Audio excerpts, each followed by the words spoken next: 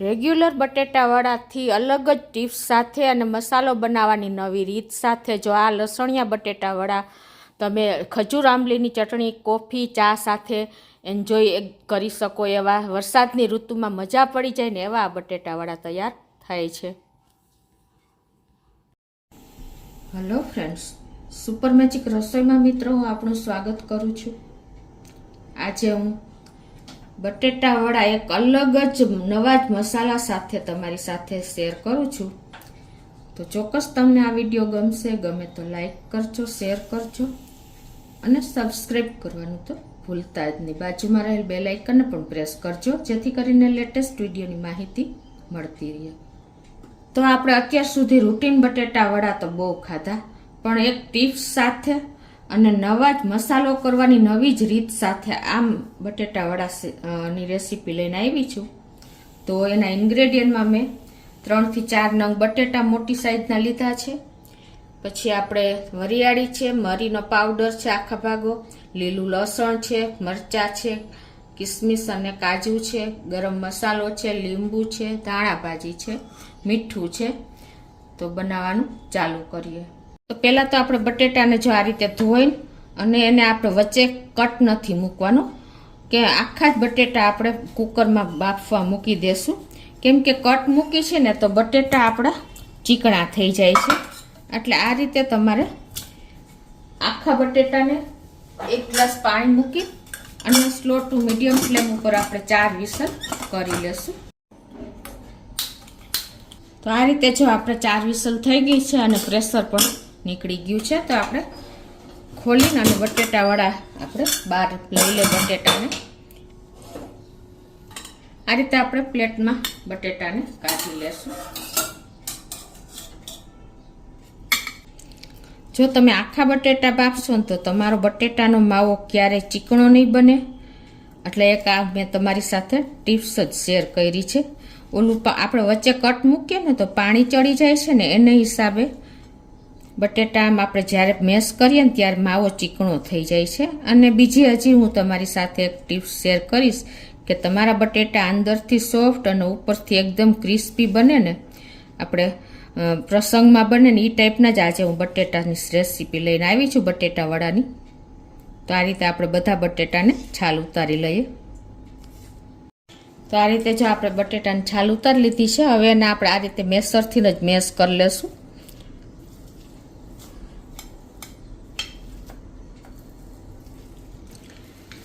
તો જો આપણો માવો બિલકુલ આ રીતે તમે પ્રોસીજર કરશો ને તો ક્યારેય માવો ચીકણો નહીં થાય અને ખાવામાં અનેક ગણો ટેસ્ટ હશે. તો હવે આમાં આપણે મસાલા કરી લઈએ. ટેસ્ટ એકોર્ડિંગ આપણે 1 ટીસ્પૂન જેવું મીઠું, 1 ટીસ્પૂન આખી ભાગી વરિયાળી, 1 ટીસ્પૂન આખા ભાગા ફ્રેશ મરી, 2 થી 3 મરચાના લીલા કટકા, 1 ચમચી જેવો લીંબુનો રસ. અને ખાસ મિત્રો આજે આપણે આ બટેટાવડા એટલે કે લસણિયા બટેટાવડા બનાવશું. તો લસણ પણ આપણે ચડિયાતું જ નાખશું. 1 થી 1.5 ચમચી આપણે કાજુના પીસ કર્યા છે ને 1 ચમચી જેવી કિસમિસ છે એને પણ આપણે નાખી દેશું. 1 ચમચી જેવો ગરમ મસાલો પાવડર સારી બ્રાન્ડનો નાખશું. અને થોડા એવા ધાણા ભાજી પણ 2 ટેબલ સ્પૂન જેવી લીધી છે એને નાખી દેશું. અને હવે આપણે આ બાજુ જો તેલ પણ ગરમ કરવા મૂકી દીધું છે. એકદમ તેલ વધારે ગરમ કરીને પછી એમાં આપણે આ લીલું લસણ છે એ નાખી દેશું. આ રીતે આપણે લીલા લસણને મેં ફ્રોઝન કરીને રાખ્યું છે, એને આપણે ક્યુબ કર્યા હતા. તો એને આપણે આ રીતે તેલમાં જ કકડાવી નાખશું. તમે લીલું લસણ ન હોય તો તમે સૂકું લસણ પણ વાપરી શકો છો. આ લીલું લસણની મેં રેસીપી મૂકી છે, તમે ખાસ જોઈ લેજો. તો હવે આ લસણને પણ આપણે આમાં જ નાખી દેશું.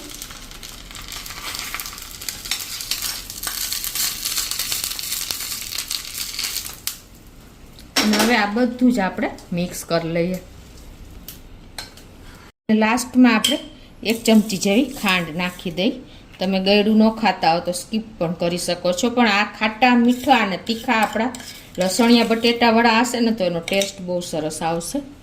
અને ઉપરથી આપણે લાલ મરચાંની કટકી ફ્રેશ મરચાં હોય તો એ પણ તમે નાખી શકો છો, અને નહીંતર તમારે ચીલી ફ્લેક્સની પણ કતરણ તમે આ રીતે નાખી શકો છો, એટલે ટેસ્ટ પણ આવશે. જો તમારે બાળકોને ખવડાવવા હોય તો તમે સ્કીપ પણ કરી શકો છો, અને લુક પણ એટલો જ સરસ આવશે. તો આ બધો જ મસાલો આપણે જો મિક્સ કરી લીધો છે. હવે આપણે એકદમ પરફેક્ટ હાથેથી જ તૈયાર કરી લઈએ. તો આ રીતે જો આપણે મસાલો તૈયાર કરી લીધો છે. હવે એના આપણે જે સાઈઝના તમારે બોલ્સ વારવા હોય એ પ્રમાણે તમારે તૈયાર કરી લેવાના છે આ રીતે.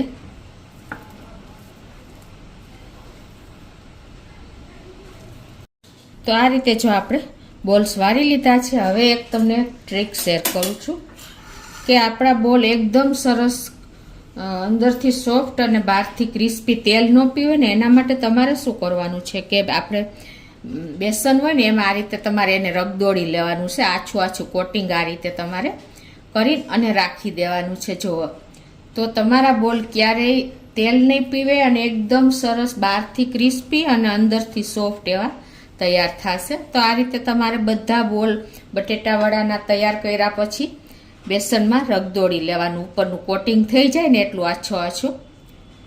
આ પણ એક નવી ટ્રીક મેં તમારી સાથે શેર કરી છે. આ રીતે આપણે બધા બટેટાવડાને લોટમાં રગદોળી લેશું.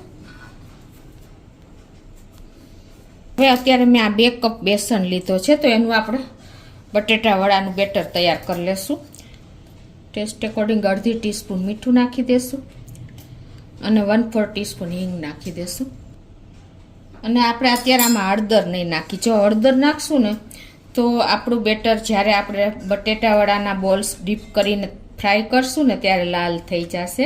એટલે આવી નાની નાની ટિપ્સ ખાસ નોટ કરજો. આપણે સ્ટીમ કરવામાં હળદર નાખીને તો ચાલે, કેમ કે આપણે આમાં થોડાક સોડા એડ કરશું, ખાવાનો સોડા. એટલે ક્યારે તમારે ફ્રાય કરવું હોય ને ત્યારે હળદર નહીં એડ કરવાની, સ્ટીમ કરવું હોય ને ત્યારે ચાલે. ખાસા નોટ કરજો. જે નવા બહેનો છે ને રસોઈ શીખતા બહેનો એના માટે છે. હવે આપણે થોડું થોડું પાણી એડ કરી અને બેટર તૈયાર કરી લેશું. એકી સાથે નહીં નાખતા, આ રીતે આપણે એકદમ લમ્સ ફ્રી બેટર તૈયાર કરશું. વિસ્કરથી કે કાંઈ પણ તમે ચમચેથી કરી શકો છો.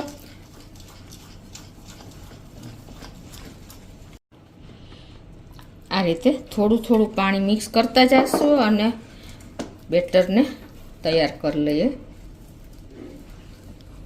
આ રીતે જો આપણે બહુ પતલું બેટર નથી તૈયાર કરવાનું, મીડિયમ થીક એવું આપણે બેટર તૈયાર કરશું. આ રીતે રિબન કન્સિસ્ટન્સી આવે ને જો એવું આપણે તૈયાર કરવાનું છે.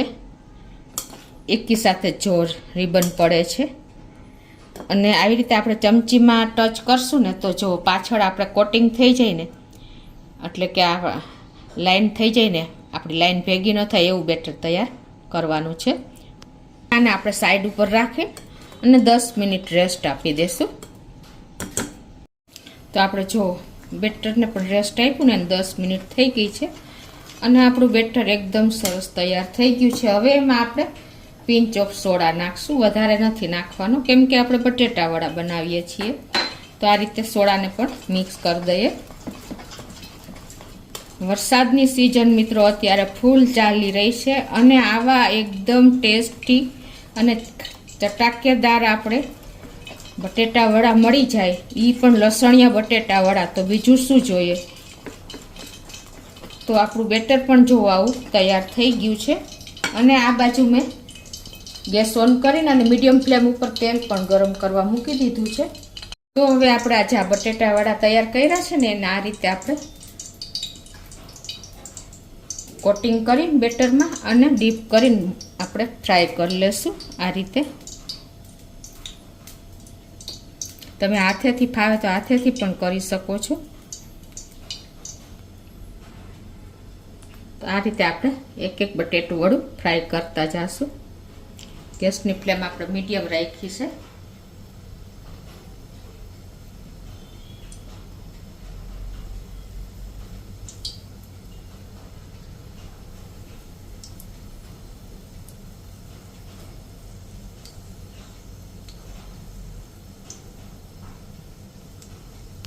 થોડું થોડું ઉપરથી તેલ પણ ડીપ ન થઈ આવે ને તો તમારે આ રીતે ઉપર પોર કરી દેવાનું, એટલે એકદમ સરસ તમારા બટેટાવાળા પડ એકદમ ક્રિસ્પી થશે અને ઉપરથી સરસ ફૂલી પણ જશે.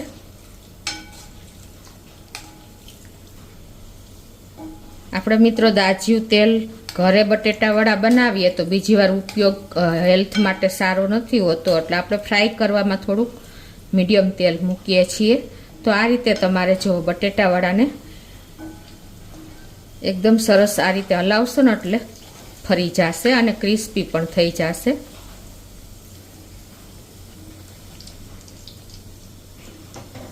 અને મિત્રો તમારે જો આવી રીતે કોઈ ગેસ્ટ હોય અને વધારે માણસોને તમારે સર્વ કરવા હોય તો આ રીતે 2 મિનિટ તેલમાં ફ્રાય કરી અને લઈ લેવાના, અને પછી જ્યારે બેસે ત્યારે તમે ગરમ ગરમ પાછા ફ્રાય કરીને ફૂલ ફ્લેમ ઉપર અને સર્વ કરી શકો છો. તો આ રીતે જો આપણે બટેટાવાળા પણ તૈયાર થઈ ગયા છે. તો હવે આપણે બટેટાવાળા સાથે ખાવા મરચાં પણ થોડીક વાર હોય ને ત્યારે આપણે ફ્રાય કરી લેશું, વધારે નથી તરવાના. આ રીતે તમારે વડા સાથે આ મરચાં ખાવાની ચોમાસામાં બહુ મજા આવે છે. તો આ રીતે આપણે જો બધું તૈયાર થઈ ગયું છે તો એક પ્લેટમાં લઈ લેશું. તો આ રીતે જો આપણે બધા જ વડા તૈયાર થઈ ગયા છે. તો ઉપરથી એકદમ ક્રિસ્પી જો ટાઈટ એકદમ છે પડ આપણું, અને અંદરથી એટલા જ સોફ્ટ છે. તો આ રીતે આપણે બધા વડા તૈયાર કરી લઈએ. તો આ રીતે જો આપણે બધા જ વડા તૈયાર કરી લીધા છે, બટેટાવાળા, લસણિયા બટેટાવાળા. તો ઉપરથી એકદમ ક્રિસ્પી અને અંદરથી સોફ્ટ, જો તમને ખોલીને પણ બતાવી દઉં.